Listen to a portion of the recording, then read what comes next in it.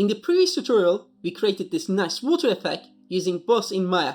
In this tutorial, we are going to create the materials for it, so you will be learning how to make a realistic ocean material and adjust some render settings as well. First, let me stop the simulation. If you have 200 frames, that should be enough, so I will set my timeline back to 200. Next, go to your render settings. Click on the System tab and change the render device from CPU to GPU if your GPU supports it. If it doesn't, don't worry, you can still use your CPU, but rendering will be much slower. I will enable GPU, then check Enable Manual Device Selection, select my graphic card, and click Close. Once you do that, click on the Arnold icon to start the render view. Wait a few seconds. Once it is finished loading, that means the GPU is ready. You will notice we can't see anything yet, but your objects are there. The reason we can't see them is because Arnold requires a light in the scene. So go to Arnold, Lights, Physical Sky. Now you should see a light added to your scene. I will play with some of the settings for the physical sky. For example, I will adjust elevation to around 25.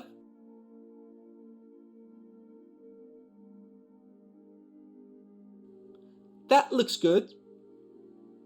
Now I want to make sure I don't accidentally select my sky dome light.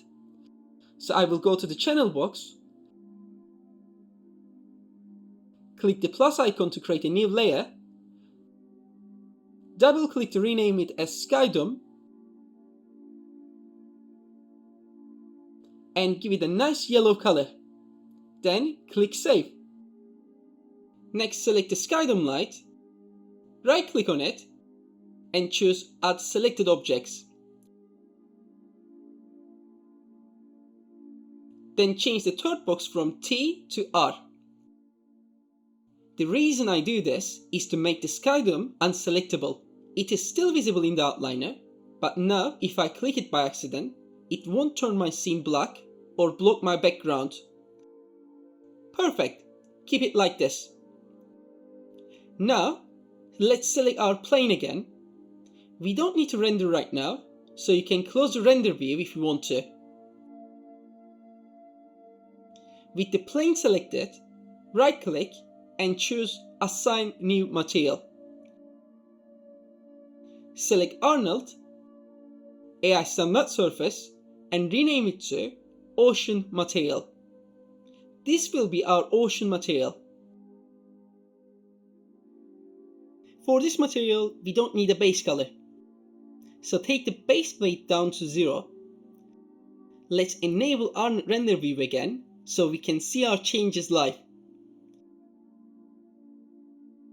Click the pin icon to keep the material settings visible even when we deselect the object. If you unpin it, the settings disappear when you click elsewhere, so keep it pinned. Another way to access the material is by selecting your object, holding right click, and going to Material Attributes. Then, once the material appears, click the pin icon again and keep it visible. Now under Specular, set the roughness to around 0.015. This controls how sharp the reflections are. Then change the index of refraction to 1.333. Next, go under Transmission and increase the transmission weight all the way up. This will make the water more transparent.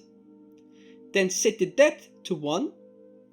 Now assign a nice blue color to the material. Something like a deep ocean blue works well. You can always adjust this later to get the tone you like. Scroll down to the thin film section.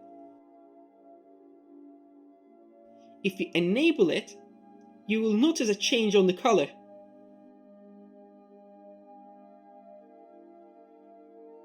I will set it enabled. If I press play now, you will be able to see the sphere underneath the water. and now the light interacts with the surface. When we look from the bottom, you can see how the reflection works. It looks really nice. But you might notice one problem. The mesh looks a bit low poly. We can fix that easily. Unpin the material settings for now, then select your ocean mesh. In the attribute editor, find the BOSS output shape, and under Arnold, expand subdivisions. Change subdivision type to cut clock and increase iterations to 2 or 3. Now, if we look at the mesh again, it's much smoother. If you lower it back to 1, you will see the sharpness, so don't go too high as it increases the render time. With this, we now have the perfect water surface for your scene. If you are not happy with the look, you can always go back to the material attributes later to tweak settings, like adjusting roughness or color to get the effect you want. Once you are satisfied, you can move on to the next tutorial, which I will be uploading soon. I hope you liked this video. If it was helpful, please comment down below and let me know what you would like to see next. Also, clicking the super thanks button really encouraged me to create more videos for you guys. Thanks for watching, don't forget to like, subscribe, and I will see you guys in the next video.